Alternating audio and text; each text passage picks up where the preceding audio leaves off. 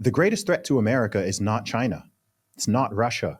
It's not Iran. It is America. The threat is within. It's this strange pathology that's just kind of going through the culture. And on different levels, it is harming and destroying people mentally, physically, spiritually. I mean, you've got at this point, 70% of the adult population is obese or overweight, right? It's on track to hit 50% obesity by, I think, 2030, maybe 2035. I mean, that is scary. Like, that's never happened anywhere on Earth before. Like, how are you going to have half the population just so fat that they're putting their health at significant risk? I mean, this is a self-inflicted wound. This isn't an invasion that's coming somewhere else. People's minds, I mean, you're saying antidepressant use is shooting up. The amount of suicides is going up. The amount of overdoses, over 100,000 per year now. That number, not so long ago, used to be under 20,000, and now it's over 100,000. I think last year, about 110,000 overdoses. And I think on top of that, another 100,000 from too much alcohol. And then on top of that, the actual suicides themselves. So you've quite literally got hundreds of thousands of your own citizens who every single year are dying essentially by their own hand. And then you've just got the cultural rot and the mind viruses, and you're looking at the schools and the universities, and it's just like, what is happening here? Like, to me, that's the stuff where I'm just like, man, this is just very concerning, because this is such a blessed nation. This is such a great nation on so many different levels. Like, I've said before that my biggest grievance with Americans is they don't realize how good they have it in many ways. Yeah.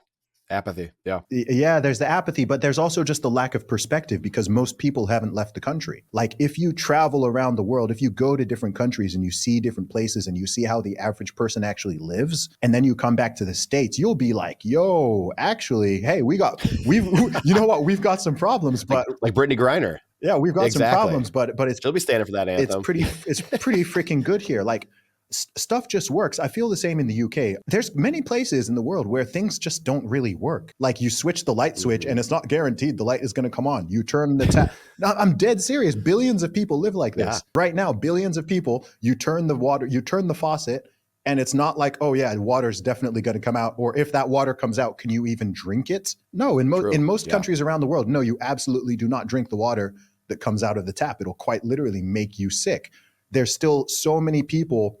More people have access to mobile phones than I think have access to like flushing toilets, right? There's still just basic sanitation, roads. Like, again, my family background's from Nigeria, and so many of the roads are just a mess. It's still like, there's still a lot of dirt roads, and even the roads that are paved, some gigantic potholes, like huge, enormous potholes sometimes. And Nigeria is one of the richer countries in Africa. Africa is, I think, 54 countries. And there's still just, I don't know, man, there's still so much like just poverty and lack of access to basic amenities.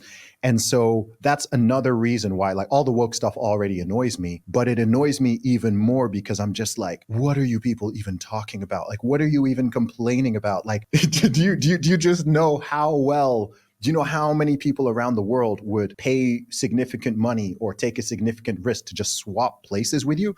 Why do you think so many millions of people are streaming over the border? Or in Europe, like, people are literally getting on freaking like rubber dinghies and boats from North Africa and stuff, and they're trying to like come in. They're not doing that for a worse life. Sure, they should absolutely be doing it legally. I'm very anti-illegal immigration. I'm very pro-legal immigration. But the fact that people are doing that and they're taking those type of risks, like, that should tell you about, about where the opportunities lie, about where the economy is decent. Like, people are, I don't know, man.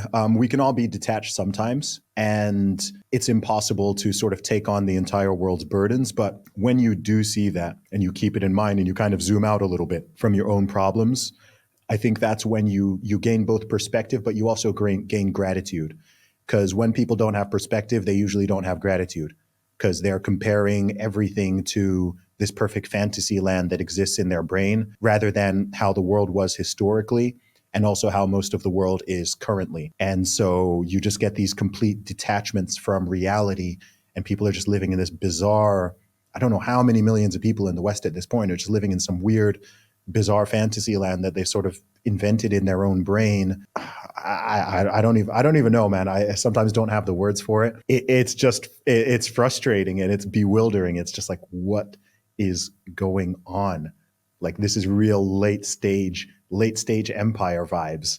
And I don't want this thing to collapse, right? I want the West to remain a leader. I want America to remain a leader in the world in many aspects. But if people just sort of collectively continue to do this, if the politicians and all these bureaucrats continue to undermine their own nation, undermine the country's values, not give a crap about the citizens, keep printing money, sending money overseas for stuff that doesn't benefit the people in that country, all of this stuff combined, it's just like, gosh. If you like that clip, then you definitely gotta check out this next spicy clip.